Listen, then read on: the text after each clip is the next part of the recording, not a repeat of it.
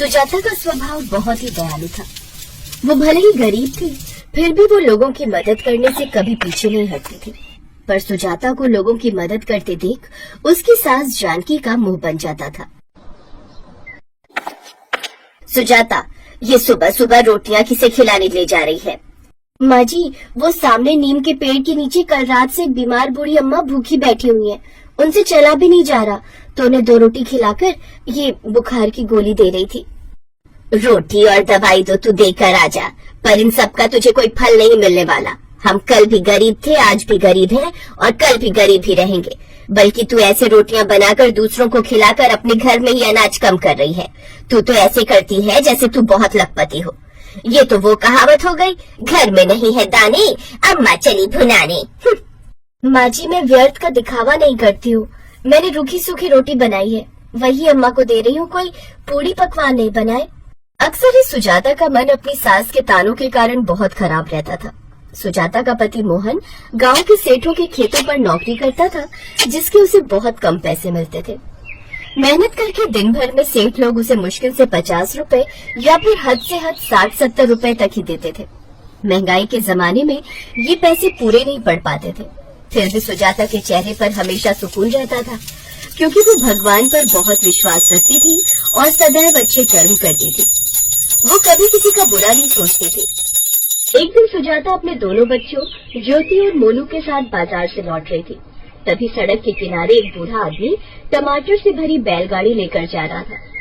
अचानक उसका बैलेंस बिगड़ा और टमाटर की भरी हुई गाड़ी पलट गई। उस समय सड़क पर कोई भी नहीं था। हे भगवान, ये क्या हो गया? मेरी तो पूरी गाड़ी उलट गई। इतने टमाटर अकेला कैसे गाड़ी में वापस भरूं? घबराओ नहीं बाबा, मैं तुम्हारी मदद करती हूँ। ज्योति, मोनू, चलो बच्चों, जल्दी जल्दी इनके टमाटर वापस गाड़ी में रखवा देते हैं। टमाटर सड़क पर इधर उधर दूर दूर तक बिखर गए थे। सुजाता ने अपने बच्चों के साथ मिलकर उस बूढ़े आदमी के सारे टमाटर बटोर कर जल्दी जल्दी गाड़ी में वापस भरवा दिए। बहुत बहुत धन्यवाद बेटी, तुमने तो सारे टमाटर गाड़ी में वापस भरवा दिए। मैं तो अकेला इतना सब कर ही ना पाता। मैं तो बहुत घबरा गया था। मुझे ये सारे टमाटर शहर की मंडी में लेकर जाने हैं। अगर एक भी टमाटर खराब हो जाता तो मालिक मुझ पर बहुत गुस्सा होता। जीते रहो बेटी, सदा खुश रहो। आपने आशीर्वाद दिया, मुझे बहुत खुशी है बाबा। अच्छा, हम चलते हैं, आप भी आराम से जाना। हाँ, रुको बिटिया, तुम्हारे पास ये थैला है ना? लाओ जरा थैला मुझे दो। सुजाता थैला बूढ़े आदमी को दे देती है। वो बूढ़ा आदमी थैले में टमाटर भरकर सुजाता को दे देता है। बेटी, ये टमाटर तुम्हारे लिए। पर बाबा, आपके टमाटर कम हो जाएंगे। कोई बात नहीं बेटी, जितने टमाटर कम होंगे उतने पैसे मैं अपनी कमाई से कम करवा दूंगा। तुमने जो मेरे लिए किया है उसके बदले एक पिता की तरफ से अपनी बेटी को उपहार में ये टमाटर है। ज्यादा नहीं तो इतना तो मैं कर ही सकता हूँ ना बेटी। धन्यवाद बाबा। सुजाता टमाटर से भरा थैला लेकर बच्चों के साथ घर आ जाती। अरे सुजाता, इतने सारे टमाटर ये तुम कहाँ से खरीद लाई? सुजाता इससे पहले कुछ बोलती दोनों बच्चों ने ही अपने पिता को सारी बात बता दी। पापा, सड़क पर एक बूढ़े बाबा के टमाटर गिर गए थे। हमने उनके टमाटर वापस गाड़ी में रखे तो उन्होंने ये बहुत सारे टमाटर माँ को दे दिए। हाँ, सड़क पर बहुत दूर दूर तक टमाटर बिखर गए थे। हमने सारे टमाटर बटोर कर उनकी गाड़ी में डाले। अच्छा, तो ये बात है। चलो अच्छा है, कुछ तो ढंग का काम करके आई, वरना दूसरों की मदद करके खाली हाथ ही लौटती है।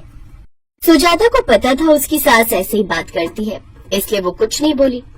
उसी शाम आसमान में काले बादल छा जाते हैं। ऐसा लगता है मानो बारिश होने वाली हो। थोड़ा तेल और बेसन रखा है क्या? बारिश का मौसम है। मैं सोच रहा था आज रोटी रहने देते हैं, थोड़े पकौड़े ही बना लो। बेसन तो रखा है, थोड़ा तेल भी है, पर पकौड़ी बनाऊं किसकी? आलू प्याज तो घर में खत्म हो रहे हैं। या तो रहने ही देते हैं पकौड़े। कोई बात नहीं, जो रखा है वही बना ले। मोहन ने बहुत दिल से पकौड़े बोले थे। सुजाता सोचने लगी कि आखिर वो पकौड़े किसके बनाए। तभी उसकी नजर टमाटर से भरे थैले पर जाती है और उसके दिमाग में एक आइडिया आता है। सुजाता थैले में से कुछ टमाटर निकालती है। उन्हें गोल गोल काट कर मसालेदार बेसन के घोल में लपेट कर गरम गरम टमाटर के पकौड़े बनाने लगती है। सुजाता, तुम तो कह रही थी आलू प्याज खत्म हो गए हैं, फिर ये पकौड़े? ये टमाटर के पकौड़े हैं, खाकर बताओ कैसे बने हैं। अरे टमाटर के पकौड़े, अरे वाह, ये तो तुमने कमाल कर दिया। ये तो खाने में बहुत ही स्वादिष्ट है। सुजाता उस दिन सबको करारे करारे टमाटर के पकौड़े बनाकर खिलाती है। सबको टमाटर के पकौड़े बहुत बढ़िया लगते हैं। रात को सोते सोते सुजाता के दिमाग में कुछ चल रहा था। अगले दिन जब वो सोकर उठी तो मोहन से बोली, सुनो, कल रात मेरे दिमाग में एक बात आई थी। हमारे गांव में सब जो भी पकौड़े बनाते हैं वो आलू प्याज मिर्ची या फिर पनीर के होते हैं, पर टमाटर के पकौड़े कोई भी नहीं बनाता। तुम भी सुबह खेत पर चले जाते हो, बच्चे भी स्कूल चले जाते हैं या फिर खेलते हैं, माँ जी भी मंदिर चली जाती हैं या फिर अपने काम करती हैं, और मैं भी घर के काम करने के बाद खाली रहती हूँ। अगर तुम मुझे हामी भरो तो क्यों ना मैं शाम के समय टमाटर के पकौड़े का ठेला लगा लूं। इससे तुम्हें मदद मिलेगी और घर में पैसों की भी दिक्कत नहीं होगी। ये देखो, घर की बहू होकर अब बाजार में पकौड़े का ठेला लगाएगी। माँ जी, गाँव की सभी औरतें कुछ न कुछ काम करने के लिए जाती हैं, और फिर मैं तो ये अपना खुद का काम कर रही हूँ। शहर में आदमियों के साथ साथ औरतें भी काम करती हैं, तो गांव में क्यों नहीं। ठीक है सुजाता, जैसी तुम्हारी मर्जी। मुझे तुम पर पूरा भरोसा है कि तुम कुछ अच्छा ही करोगी। सुजाता की सास का मुंह बन जाता है, पर उसका पति उसका साथ देता है, और अपनी मेहनत और मोहन के सपोर्ट से वो गांव में टमाटर के पकौड़ों का ठेला लगाने लगती है। शुरू शुरू में गांव में सबने बहुत बातें बनाई, पर जब टमाटर के पकौड़े खाकर देखे तो सबकी बोलती बंद हो गई। ये तो मोहन की बीवी है ना, जिसने टमाटर के पकौड़ों का ठेला लगाया? हाँ, लगता है नया काम शुरू किया है। सबको काम करने की पड़ी है। देख तो सही पकौड़े कैसे बना रही है। देखें तो सही कि पकौड़े बना कैसे रही है। आओ जरा। अरे सुजाता भाभी, लगता है नया काम शुरू किया है? जरा एक दो पकौड़े खिलाकर दिखाना। सुजाता जानती थी ये गांव के वही लोग हैं जो बातें बनाते हैं, तो सुजाता ने भी समझदारी से काम लिया। भैया, पकौड़ों की प्लेट 20 रुपए की है, मैं इसे चखने को नहीं दे सकती, आपने खाने हैं तो पैसे दे दो। सुजाता जानती थी ये गांव के वही लोग हैं जो मुफ्त का खाने वाले हैं और उसको बिना पैसे दिए ही खाकर चलते बनेंगे, पर सुजाता ने उन्हें ढील नहीं दी और पैसों के बदले में पकौड़े दिए। सुजाता टमाटर के पकौड़े बहुत ही स्वादिष्ट बनाती थी। ये बात सभी गाँव वाले जानते थे। धीरे धीरे सुजाता के ठेले पर ग्राहकों की भीड़ लगने लगी। सुजाता के पास आज जो भी था वो सब उसके अच्छे कर्मों का फल था, जो उसे ईश्वर से प्राप्त हुआ था। रजनी का पति राजेश एक फैक्ट्री में नौकरी करता था। घर में उनके अलावा उसकी सास और छोटी ननद थे। रजनी, मेरा रोटी का डिब्बा दे दो, मुझे आज फैक्ट्री जल्दी पहुंचना है। आज मालिक ने बड़ी नई मशीनें मंगवाई हैं, तो सबको जल्दी आने के लिए कहा है। राजेश बेटा, सुमन के लिए पंडित जी एक रिश्ता बता गए थे, मैं सोच रही हूँ बात कर लेते हैं। ठीक है माँ, इस सोमवार मेरी छुट्टी है, लड़के वालों को घर बुला लेंगे। क्यों रजनी, तुम बताओ। हाँ ठीक रहेगा, मैं घर पर ही कुछ अच्छा खाने का बना लूंगी। ये बढ़िया बात है। अच्छा, मैं चलता हूँ। राजेश और रजनी दोनों में आपसी समझ बहुत थी, इसी कारण वो दोनों अपने परिवार को भले ही कम रुपयों में पर अच्छे से चला रहे थे। सुमन को लड़के वाले देखने आ जाते हैं, उन्हें सुमन पसंद आ जाती है और 6 महीने बाद की तारीख सुमन की शादी की पक्की हो जाती है। रजनी, सुमन की शादी के लिए पैसे भी जोड़ने पड़ेंगे। हमारे पास 6 महीने का समय है। चिंता मत करो, सब हो जाएगा। मेरी शादी की सोने की चेन और चूड़ियां मैं सुमन को दे दूंगी, जेवर का काम हो जाएगा। बाकी तो अभी समय है, हम शादी के लिए जोड़ लेंगे। सुमन, तेरी रजनी भाभी सचमुच कितनी अच्छी है। हाँ माँ, मैं भी यही देख रही हूँ, वो हम सब के बारे में कितना सोचती है। सब कुछ ठीक चल रहा था, पर कहते हैं ना, खुशियाँ और परेशानियाँ दोनों बिना दस्तक दिए आती हैं। एक दिन फैक्ट्री में मशीन पर कपड़ा काटते हुए राजेश का हाथ उसमें आ जाता है। राजेश बुरी तरह जख्मी हो जाता है। देखो रजनी, मैंने राजेश के हाथ के लिए अपनी तरफ से जो भी पैसे देने थे वो दे दिए हैं। बाकी इसका इलाज तुम खुद करवाओ। गलती ये मजदूर खुद करते हैं और भरना हम मालिकों को पड़ता है। पर मालिक, डॉक्टर अभी 2 लाख रुपए और मांग रहे हैं। अरे कितना दूं? 1 लाख रुपए तो मैंने लगा दिए। अब मेरे बस की बात नहीं है, अपने आप करो जैसे मर्जी। फैक्ट्री का मालिक बहुत ही बेईमान निकला। उसने सारी गलती राजेश पर डाल दी। रजनी के पास अपने जेवर बेचने के अलावा कोई चारा नहीं था।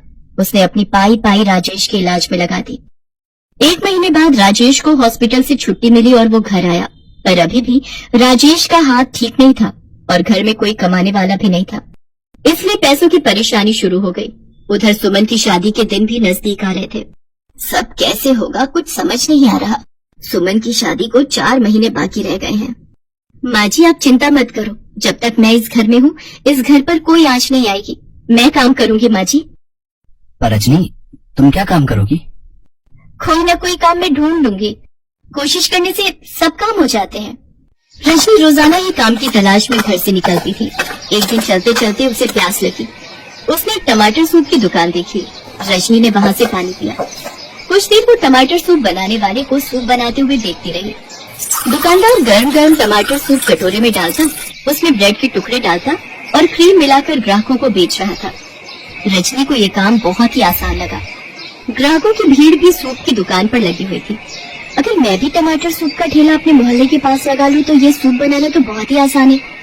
राजेश अभी कुछ समय और काम पर नहीं जा पाएंगे। मुझे कुछ तो करना ही होगा। आगे सुमन की शादी भी करनी है। सब बातें सोचती हुई रजनी घर आती है और राजेश से इस बारे में बात करती है। राजेश मान जाता है। रजनी के पास उसका मंगलसूत्र रखा था।